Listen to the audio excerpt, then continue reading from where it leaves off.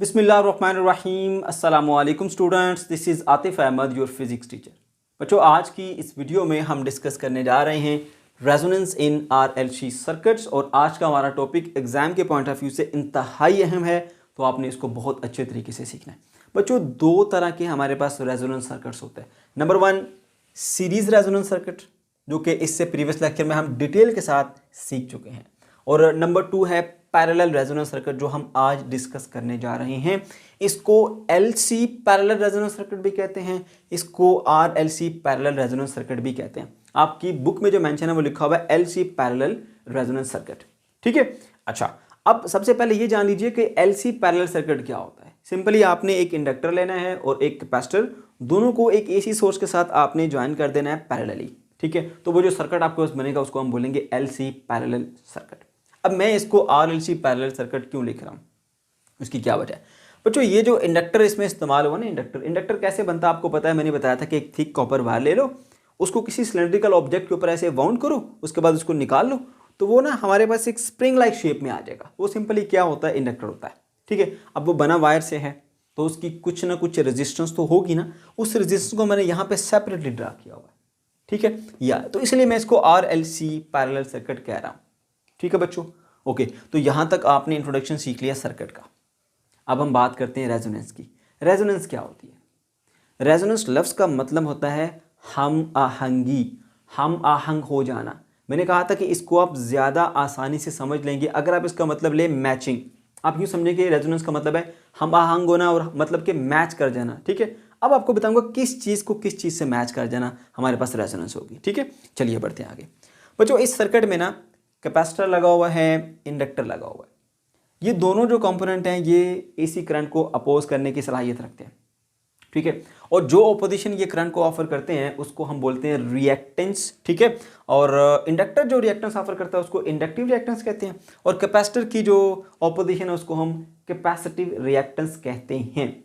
ठीक है, और इन दोनों की जो रिएक्टेंस है ना, वो डिपेंड कर रही होती है किस चीज़ के ऊपर, एसी सोर्स की फ्रीक्वेंसी पर। ठीक है, किस तरह से मैं आपको बता देता हूँ।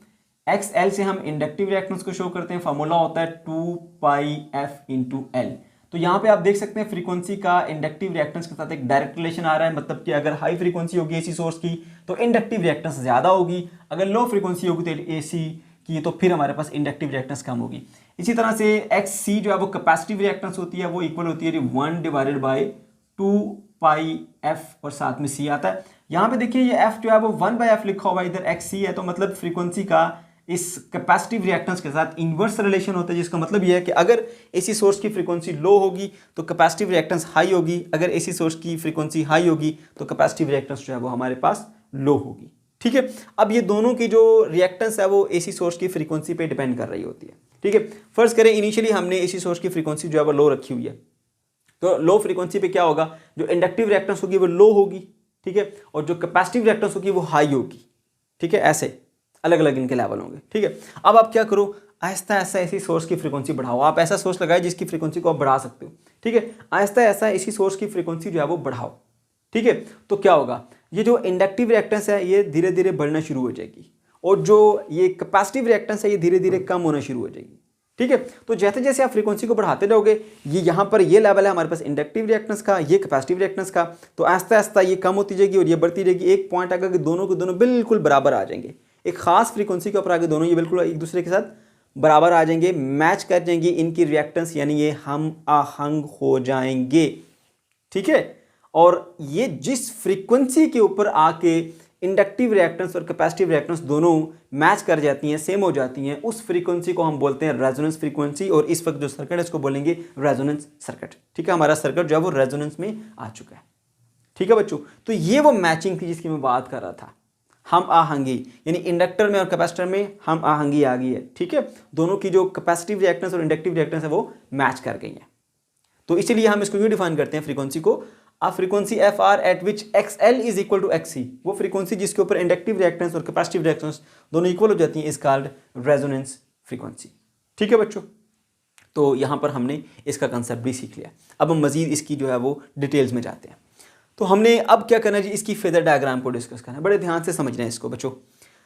जो इससे पहले हमने डिस्कस किया था ना RLC सीरीज़ को, वहाँ पर ये तीनों जो है वैसे सीरीज़ में लगी हुई थी, ठीक है।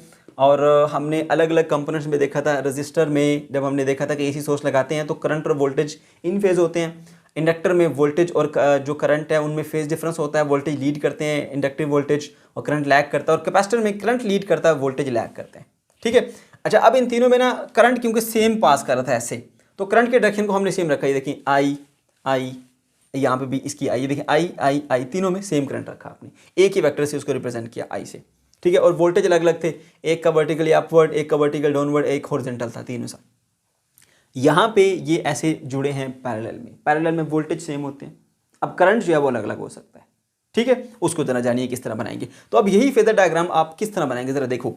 ये था ना आपके पास आई और वी, ये तो बिल्कुल उसी तरह से रहेगा कि रेजिस्टेंस के केस के अंदर आपका आई और आपका वी दोनों एक ही तरह के रहेंगे, आई और यहाँ पर वी आ गए दोनों, ठीक है।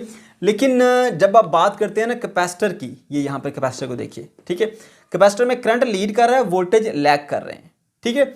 और इनमें जो फेज डिफरेंस है वो 90 का है, और हमेशा 90 ही रहेगा अगर आपके पास प्योर कैपेसिटिव सर्किट है। तो देखिए अब मैं करंट को ऐसे इस फिंगर से शो करता हूँ, वोल्टेज को ऐसे। अब जरूरी नहीं कि हमेशा ये ऐसे ही होंगे, आप चाहें तो उसको यूं भी बना सकते हैं, चाहे तो उसको यूं भी बना सकते हैं, ऐसे भी। लेकिन इतना ख्याल रखना है कि इसमें जो फेज डिफरेंस है वो चेंज नहीं होना चाहिए ऐसे। तो मैं करंट को ना यहाँ की बजाय यूं रखूंगा ऐसे, ताकि वोल्टेज मेरे पास हॉरिजॉन्टल आ जाए। ये इधर हॉरिजॉन्टल वोल्टेज है, तो इधर जो मेरे पास कैपेसिटर है, कैपेसिटर में भी मेरे पास करंट ऊपर को चला जाएगा, ठीक है, IC, और वोल्टेज मेरे पास इस तरफ को रहेंगे ऐसे। ये कैपेसिटर का केस है, ये रेजिस्टेंस था, और ये मेरे पास कैपेसिटर का केस है। उसके बाद फिर मैं बात करता हूँ जी इंडक्टर के केस की। इंडक्टर में क्या होता था, देखिए करंट इधर को और वोल्टेज नीचे को। करंट जो है वो हमारे पास, सॉरी यहाँ पे ये ऐसे था, ये हमारे पास आ गया करंट और ये आ गया वोल्टेज। वोल्टेज लीड कर रहे हैं, करंट क्या कर रहा है, लैग कर रहा है। तो इसको भी हॉरिजॉन्टल में लाने के लिए अब मैं क्या करूँगा, यहाँ से टर्न करके इसको यूँ कर दूंगा। तो मैं ऐसा कर सकता हूँ, लेकिन इतना ख्याल रखना कि जितना फेज डिफरेंस है उतना ही रहना चाहिए। ये वोल्टेज है, ये करंट है, वापस रिवर्स में लेके आओ ऐसे, नीचे को ऐसे। तो अब देखिए नीचे को आ जाएगा हमारे पास इसका करंट, और ये इस तरफ को आ जाएंगे वोल्टेज, ठीक है। तो ये वोल्टेज इसी डायरेक्शन में रहेंगे ऐसे, और करंट जो है वो इसका ऐसे नीचे को आ जाएगा, जिसको मैं ऐसे ड्रा कर लेता हूँ, बल्कि आई से शो करूँगा इसको मैं, IL इंडक्टर वाला करंट, और ये हमारे पास VL इंडक्टर वाले वोल्टेज। अब देखिए ये वाले वोल्टेज है रेजिस्टेंस के, ये वाले वोल्टेज है हमारे पास कौन से वाले, कैपेसिटर वाले सर्किट के, ठीक है। और ये वाले इंडक्टर वाले वोल्टेज, तीनों को मैंने सेम में कर दिया क्योंकि पैरेलल में वोल्टेज सेम होते हैं। लेकिन करंट जो है वो इसका IC करंट ऊपर को, ये IC करंट ऊपर आ गया, इसका करंट नीचे को, ये IC करंट नीचे को आ गया, और जो हमारे पास रजिस्टर है उसका करंट इधर को ही होगा। तो ये मैंने ब्लू कलर से शो किया, ये रजिस्टर वाला करंट इधर को ऐसे चला गया, ठीक है।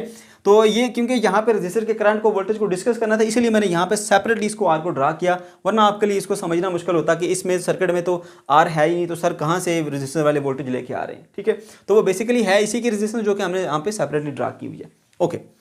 तो ये देख सकते हैं आप, इस तरह से मेरे पास ये फेजर डायग्राम बनी। मैंने आपको इनसे इस तरह से कन्वर्ट करके उसके बाद मैंने यहाँ पे बना के बता दिया आपको कि आखिर क्यों हमने इस तरह के डायग्राम इसके लिए, ठीक है। तो इसके I के साथ जो वोल्टेज हैं, ये IL के साथ जो वोल्टेज है, और R के साथ जो वोल्टेज है, वो तीनों एक ही डायरेक्शन में आगे देखो, ये V और ये V, तो एक ही V वाला ड्रा कर दिया हमने ऐसे, ठीक है। और I इसका IC ऊपर को, इसका IL नीचे को, और ये IR जो है वो इधर को होगा हमारा, ये वाला IR है, ये यहाँ पर ये IR है, तो ये इधर को आ गया, ठीक है। ये बन गई बच्चों हमारे पास इसकी फेजर डायग्राम, जो कि पेपर में आपसे अक्सर पूछी जाती है, ठीक है। ये फेजर डायग्राम बन गई। अब ये फेजर डायग्राम एक चीज इंडिकेट कर रही है कि IC और IL दोनों एक दूसरे के साथ अपोजिट हैं और 180 डिग्री आउट ऑफ फेज हैं, 180 डिग्री आउट ऑफ फेज है, यानी दोनों एक दूसरे के साथ क्या है, अपोजिट है, ठीक है बच्चों। इनके डायरेक्शन बिल्कुल अपोजिट है, राइट, ओके जी।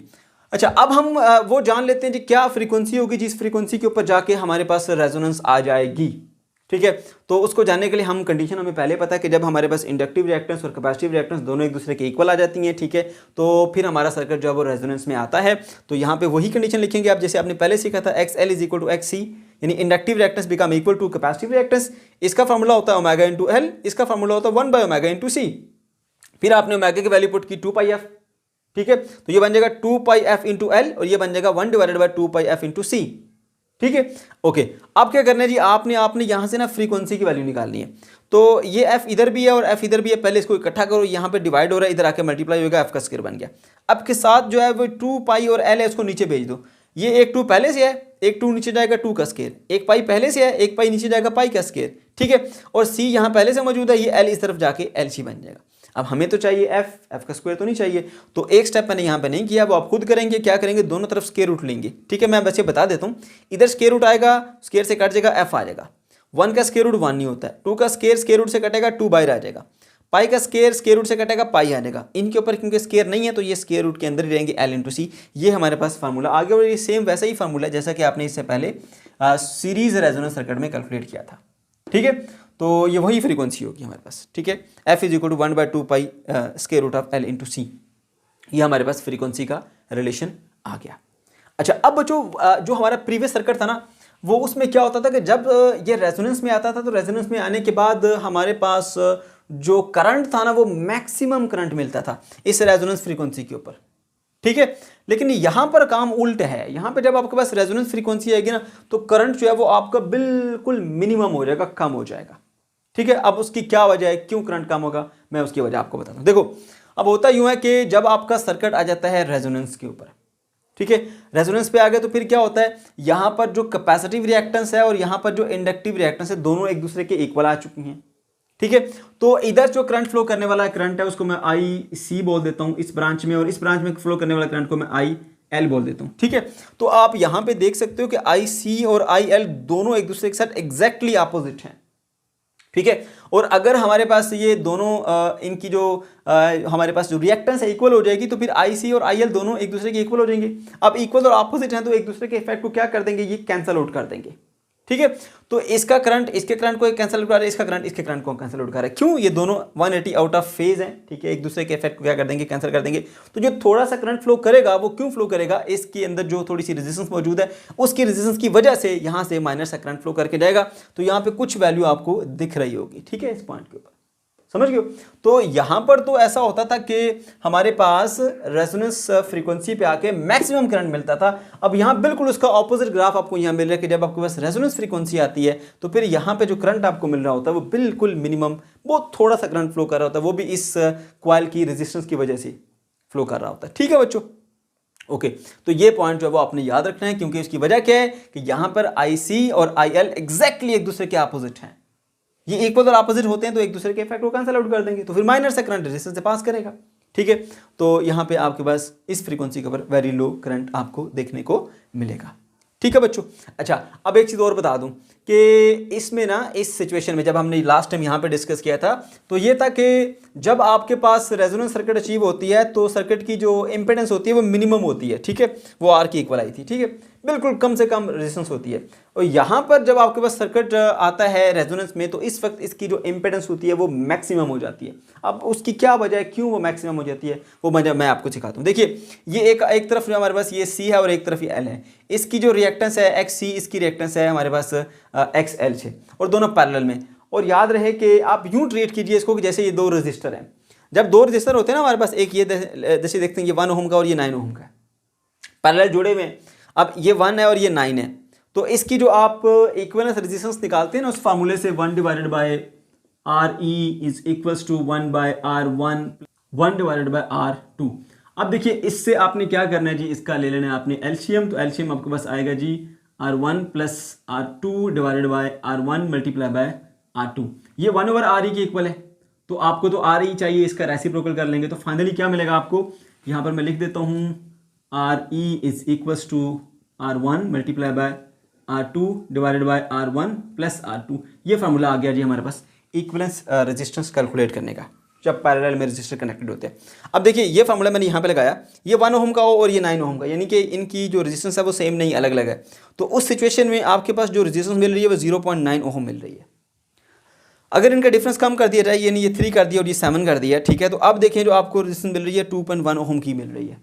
और जब ये दोनों इक्वल हो जाते हैं 5 के जैसे आपने देखा, यहाँ पर भी 10 टोटल 10 है, लेकिन 5 करके आएंगे तो फिर आपके पास रेजिस्टेंस जो है वो 2.5 ओम आ रही है। यानी इस सिचुएशन में जब आपके पास दो रेजिस्टर पैरेलल में और दोनों की वैल्यू सेम हो तो आपको मैक्सिमम जो है वो रेजिस्टेंस मिल रही होती है। ठीक है, तो यहाँ पर देखिए, जब ये दोनों पैरेलल जुड़े हुए हैं और इसकी जो हमारे पास कैपेसिटिव रिएक्टेंस है और इसकी इंडक्टिव रिएक्टेंस है, दोनों बैलेंस हो चुकी हैं, तो इस सिचुएशन में आपके पास ये मैक्सिमम रेजिस्टेंस जो है वो ऑफर करता है, यानी maximum opposition to the current जो है वो ऑफर कर रहा होता है।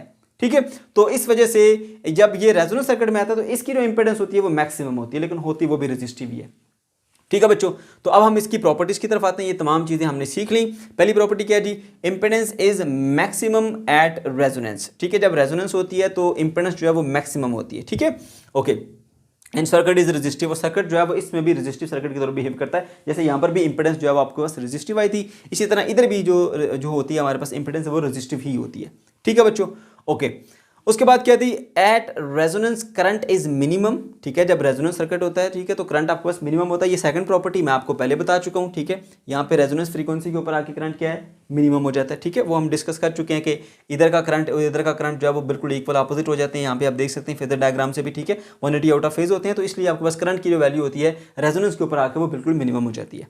ठीक है, और क्योंकि सर्किट रेजिस्टिव के तौर पे एक्ट करता है तो फिर आई और वी जो है वो दोनों क्या होंगे, इन फेज। क्योंकि रेजिस्टिव सर्किट में क्या होता है, करंट और वोल्टेज हमेशा इन फेज होते हैं, तो फिर आपके पास करंट और वोल्टेज क्या हो जाएंगे, इन फेज हो जाएंगे। ठीक है, ओके जी। उसके बाद नेक्स्ट पॉइंट क्या है, at resonance I C and I L may be each larger than the source current I are.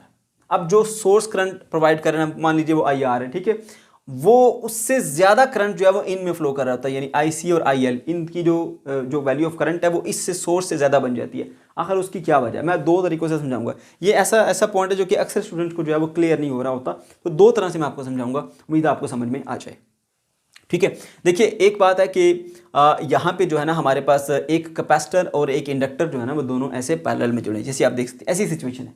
ठीक है, अच्छा, अब ये कैपेसिटर और ये जो इंडक्टर है ये दोनों ऐसी बॉडीज हैं जो कि एनर्जी को स्टोर करने वाली हैं, दोनों एनर्जी को स्टोर करने वाली बॉडीज हैं। ठीक है, तो समटाइम जो है यहाँ से सोर्स से जो आने वाला करंट होता है वो इतना ज़्यादा नहीं होता, लेकिन इन्होंने जो एनर्जी स्टोर की होती है उसकी वजह से वो करंट फ्लो करा देते हैं, और इन ब्रांचेस के अंदर यानी आई सी या आई एल की जो वैल्यू है वो सोर्स करंट से ज़्यादा हो जाती है। इसकी रीज़न क्या है कि ये दोनों एनर्जी स्टोर करने वाले डिवाइसेज हैं। ठीक है, और चल क्या रहा होता है इनके अंदर के, एक जो ये कैपेसिटर है जब ये डिस्चार्ज होता है तो उसके साथ ये जो इंडक्टर है ये चार्ज हो जाता है, फिर ये जो इंडक्टर है जब ये चार्ज होता है तो ये डिस्चार्ज होता है तो कैपेसिटर फिर चार्ज हो जाता है। यानी एक चार्ज होता है, दूसरा डिस्चार्ज होता है, एक डिस्चार्ज होता है, दूसरा चार्ज होता है, तो ये एक दूसरे को ही करंट सप्लाई करते रहते हैं। अगर देखा जाए तो इनको एक्सटर्नल सोर्स की जरूरत ही नहीं होती। ठीक है, एक बार आप इस कैपेसिटर को चार्ज कर दो, चार्ज करने के बाद साथ में इंडक्टर लगा दो, ठीक है, और उस सर्किट को ऐसे कंप्लीट कर दो। ठीक है, तो क्या होगा, यहां पे आपने देखा जो ये चार्ज कैपेसिटर ये करंट फ्लो कराएगा, डिस्चार्ज होगा, ये डिस्चार्ज होगा तो इसका करंट इसमें से फ्लो करेगा, ये चार्ज हो जाएगा, फिर ये डिस्चार्ज होगा तो ये इसका करंट इसमें से फ्लो करेगा तो ये चार्ज हो जाएगा, फिर ये इस तरह से ये प्रोसेस जो है वो चलता रहता है चार्जिंग और डिस्चार्जिंग का। ठीक है, ओके, तो यहां पे आपने ये चीज माइंड में रखनी है कि ये कैपेसिटर और ये इंडक्टर ये दोनों ऐसी डिवाइसेज हैं जो कि एनर्जी को स्टोर करने की एबिलिटी रखती हैं। ये जो है वो इलेक्ट्रिक फील्ड में एनर्जी स्टोर करता है, ये मैग्नेटिक फील्ड में एनर्जी स्टोर करता है, आप पढ़ चुके हैं इनके बारे में। ठीक है, तो ये करंट फ्लो करा देते हैं। ठीक है, इसकी वजह से हमारे पास जो रेजोनेंस का फिनोमेना जब होता है तो आई सी और आई एल की वैल्यू इस सोर्स करंट से ज्यादा हो जाती है।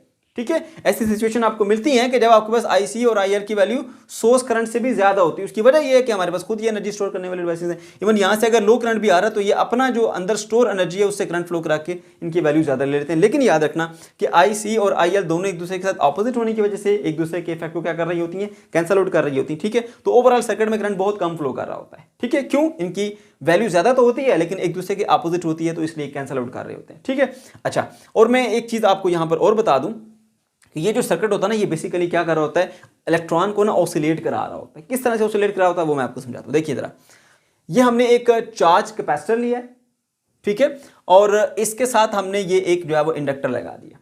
तो क्या होगा, यहां से इसकी ये पॉजिटिव प्लेट है, ये नेगेटिव प्लेट है। आपको ये चीज पता है कि इस प्लेट पर पॉजिटिव चार्ज तब आया, इस पर नेगेटिव तब आया जब आपने इसकी चार्जिंग की होगी ना, तो इलेक्ट्रॉन यहां से निकल के इस पे आपने ट्रांसफर किए होंगे। ठीक है, तो क्या होगा, अब इलेक्ट्रॉन जो है वो यहां से निकलेंगे ऐसे, ठीक है, और यहां से इसमें से फ्लो करते हुए इधर को जाएंगे। जब इलेक्ट्रॉन यहां से इधर से आएंगे यूं तो एक करंट फ्लो करेगा। ठीक है, तो करंट से मैग्नेटिक फील्ड बनती है, वो मैग्नेटिक फील्ड इससे पास करेगी, तो ये मैग्नेटिक फील्ड की सूरत में एनर्जी को स्टोर कर लेगा। अब आहिस्ता आहिस्ता क्या होगा, ये जो कैपेसिटर है इसके जो चार्जेस जो इसके अंदर स्टोर थे वो आहिस्ता आहिस्ता करंट फ्लो करता जाएगा और वो कैपेसिटर डिस्चार्ज होता रहेगा। अब ये कैपेसिटर डिस्चार्ज होगा, साथ साथ ये जो करंट इसमें से फ्लो करेगा, तो ये जो इंडक्टर है ये क्या करता है, ये अपने आप को चार्ज करता रहेगा, चार्ज करता रहेगा। ये इंडक्टर कंप्लीटली चार्ज हो जाएगा। अब ये डिस्चार्ज हो गया, ठीक है, और ये चार्ज हो गया। इलेक्ट्रॉन जो है वो यहां से मान लीजिए यहां से ऐसे सर्किट से यूं जाते गए, यूं चलते चलते इधर को आ गए। ठीक है, ओके, फिर क्या होगा, जब ये कंप्लीटली डिस्चार्ज होता है तो फिर ये जो है जिसने अभी चार्जिंग कर रहा था वो क्या करता है, वो अपनी डिस्चार्जिंग स्टार्ट कर देता है। फिर क्या करता है जी, ये इन इलेक्ट्रॉन्स को आगे जाने देता है ऐसे, और यहां से यूं। अब ये कैपेसिटर तो डिस्चार्ज हो चुका था, अब क्या कर रहे हैं जी, यहाँ से इलेक्ट्रॉन निकाल के जबरदस्ती इसको इस प्लेट पे लाया जाएगा। तो उससे क्या होगा, उससे ये होगा कि ये पहले पॉजिटिव नेगेटिव खत्म हो चुके थे, ये डिस्चार्ज हो चुका था, दोनों प्लेट न्यूट्रल हो चुकी थी। अब इलेक्ट्रॉन यहाँ से आके इसके ऊपर स्टोर किए जा रहे हैं, तो फिर से ये साइड जो है नेगेटिव हो जाएगी और नीचे से क्योंकि इलेक्ट्रॉन निकाल के लेके उधर सारे के सारे, तो ये साइड पॉजिटिव हो जाएगी, कैपेसिटर फिर से चार्ज हो गया। लेकिन आप देखिए पहले इसकी ऊपर वाली प्लेट पॉजिटिव थी, नीचे वाली प्लेट नेगेटिव थी। अब इसकी नीचे वाली प्लेट पॉजिटिव, ऊपर वाली प्लेट क्या है हमारे पास नेगेटिव हो गई है, ठीक है। और अब कैपेसिटर फिर से चार्ज हो गया है। अब क्या होगा, अब ऊपर जो है हमारे पास क्या है, नेगेटिव चार्ज है। तो अब क्या होगा जी, इलेक्ट्रॉन फिर से यहाँ से हमारे पास इधर से इधर जाना शुरू हो जाएंगे। अब ये इसकी चार्जिंग हो गई और ये डिस्चार्ज हो गया। फिर से इलेक्ट्रॉन इधर से वापस इधर को आएंगे ऐसे, और इधर से आते हुए जब इसमें से पास करेंगे, ठीक है, तो ये कैपेसिटर अब फिर से डिस्चार्ज होना शुरू हो गया और इसने अपनी चार्जिंग स्टार्ट कर दी, ठीक है। ये मुकम्मल तौर पे डिस्चार्ज हो जाएगा और ये फिर जो है वो तब तक चार्ज हो चुका होगा। ये डिस्चार्ज होगा तो फिर ये जो है वो डिस्चार्जिंग स्टार्ट कर देगा ऐसे। फिर इसमें से इलेक्ट्रॉन जब इधर को ऐसे फ्लो करना शुरू हो जाएंगे। अब ये डिस्चार्ज हो चुका था, इसकी प्लेट न्यूट्रल हो चुकी थी, तो फिर से इसके ऊपर इलेक्ट्रॉन जो है वो ऐसे आना शुरू हो जाएंगे और फिर से ये प्लेट नेगेटिव हो जाएगी और ये प्लेट जो है वो पॉजिटिव हो जाएगी। अब हुआ क्या, पहली बार आपको मैंने बताया इलेक्ट्रॉन यहाँ से ऐसे गए सर्किट में, यूं गए ऐसे, ठीक है। उस दौरान ये जो है वो हमारे पास एक डिस्चार्ज हुआ था, ये चार्ज हुआ था, फिर ये डिस्चार्ज हुआ था और ये चार्ज हुआ था। तो इलेक्ट्रॉन यहाँ से यूं गए थे, ठीक है। तो फिर क्या होता है जी, अपोजिट में ये चार्ज हो गया, फिर से इलेक्ट्रॉन यहां से वापस इधर आएगा। तो पहले इलेक्ट्रॉन यहां से इधर गए थे, फिर इलेक्ट्रॉन वहां से यूं वापस आए थे। फिर ये प्रोसेस रिपीट होता जाएगा, इलेक्ट्रॉन यहां से यूं जाएंगे, फिर इलेक्ट्रॉन यहां से वापस आएंगे, इलेक्ट्रॉन यहां से यूं जाएंगे, इलेक्ट्रॉन यहां से वापस आएंगे। तो एक सर्किट के अंदर ये इलेक्ट्रॉन जो है वो ऑसिलेट करते रहते हैं। ये कंसेप्ट मैं इसलिए सिखा रहा हूं क्योंकि इसका इस्तेमाल होना है इससे नेक्स्ट आने वाले टॉपिक में, ठीक है। तो किस तरह से चार्जेस को ये सर्किट जो है वो ऑसिलेट कराता है, तो ये आपको बताना बहुत जरूरी था। इस पॉइंट को अगर आपको नहीं समझ आया तो एक बार दोबारा से वीडियो पीछे करके दोबारा से इसको समझ लीजिए। ये समझना बहुत जरूरी है, इसको समझ के ही आप नेक्स्ट टॉपिक को प्रॉपर्ली अंडरस्टैंड कर पाएंगे, ठीक है। तो ये जो हमारा सर्किट है ये चार्जेस को ऑसिलेट कराता रहता है। अगर देखा जाए तो इसको सोर्स की जरूरत ही नहीं है। अगर आप सोर्स लगा भी दें तो सोर्स के साथ जो करंट है वो बिल्कुल जीरो या थोड़ा सा करंट फ्लो कर रहा होगा उसमें से। लेकिन यहाँ पे अगर आप ब्रांच करंट लेके यहाँ पे आप लगाएं अम्पेयर मीटर लगाएं, यहाँ पे एमीटर लगाएं, तो आपको करंट की सिग्निफिकेंट वैल्यू देखने को मिलेगी। तो इन ब्रांचेस के अंदर तो करंट फ्लो कर रहा होता है, लेकिन सोर्स से करंट जो है वो खास कोई आ नहीं रहा होता। तो इसलिए कुछ खास सिचुएशंस ऐसी होती हैं जिसके अंदर आके हमारे पास इन ब्रांचेस का करंट जो है वो सोर्स के करंट से ज्यादा हो जाता है। अब कुछ बच्चों को फिर भी ये बात जो है वो समझ में नहीं आती, तो उनके लिए फिर मैं अब जो है वो एक और आपको मेथड समझाता हूं, वो हमारा ग्राफिकल मेथड है। बच्चों इस वेव फॉर्म को देखो, यहां पे हमारे पास जो है ये आ गया जी सोर्स करंट, ठीक है। और ये हमारे पास थीटा इज इक्वल टू 0 से हमने स्टार्ट किया, ये हमारे पास सोर्स करंट आया, ठीक है। और जो कैपेसिटर का करंट होता है, क्योंकि कैपेसिटर 90 डिग्री के साथ लीड कर रहा होता है, उसकी वेव फॉर्म हमारे पास कुछ इस तरह से बनेगी। ये आ गई हमारे पास कैपेसिटर की वेव फॉर्म, ठीक है। और उसके बाद फिर जो हमारे पास इंडक्टर है, आपने देखा कि कैपेसिटर का करंट इंडक्टर के करंट से 180 आउट ऑफ फेज है, ठीक है। तो यहाँ से फिर क्या होगा जी, आपने यहाँ से इसको स्टार्ट करना है ताकि इसका ट्रफ इसके क्रस्ट पर आए। जब एक वेव का क्रस्ट दूसरे वेव के ट्रफ पर आ रहा होता है ना, तो फिर वो 180 आउट ऑफ फेज होती है। तो ये आ गया हमारे पास वेव फॉर्म इंडक्टर के करंट की। तो यहाँ पे आप देख सकते हैं ये एक इंस्टेंट है जहाँ पे सोर्स करंट 0 है, लेकिन सोर्स करंट 0 होने के बावजूद जो हमारे पास कैपेसिटर का करंट है और जो इंडक्टर का करंट है, दोनों जो है वो मैक्सिमम है, ठीक है। लेकिन इनकी जो डायरेक्शन है वो एक दूसरे से अपोजिट है। क्यों? क्योंकि यहाँ पर इसका जो है वो ट्रफ है और इसका क्या आ रहा है, क्रस्ट आ रहा है। इसी तरह यहाँ पे देख सकते हैं ये भी एक इंस्टेंट है जहाँ पे सोर्स करंट की वैल्यू 0 है और हमारे पास जो कैपेसिटर का करंट है वो मैक्सिमम है और जो इंडक्टर का करंट है वो भी हमारे पास मैक्सिमम है, लेकिन दोनों एक दूसरे के साथ क्या है, अपोजिट है, ठीक है बच्चों। तो इस तरह हम कह सकते हैं कि at resonance IC and IL may be each larger than the source current, ठीक है। इनकी वैल्यू सोर्स करंट से ज़्यादा हो सकती है, ठीक है। और दूसरे अल्फाज में मैंने आपको पहले भी बताया कि ये हमारे पास दोनों एनर्जी सोर्सेज हैं, ठीक है। तो ये चार्जिंग डिस्चार्जिंग करते रहते हैं, इसका करंट उसमें फ्लो करता है, उसका करंट इसमें फ्लो करता है, ठीक है। तो इसलिए भी इनकी जो वैल्यू है इन ब्रांचेस करंट की IC की और IL की, वो सोर्स करंट से ज़्यादा पॉसिबल है, ज़्यादा हो सकती है, ठीक है बच्चों। और लास्ट पॉइंट में जो इसकी रेजोनेंस फ्रीक्वेंसी हम कैलकुलेट करते हैं वो इस फार्मूले से कैलकुलेट करते हैं, FR = 1/2π√L × C आ जाता है, ठीक है बच्चों। तो ये था हमारा आज का टॉपिक। अगर आपको कोई कंफ्यूजन है या किसी किस्म का कोई प्रॉब्लम है तो कमेंट सेक्शन के अंदर आप जरूर पूछ सकते हैं। अल्लाह हाफिज़।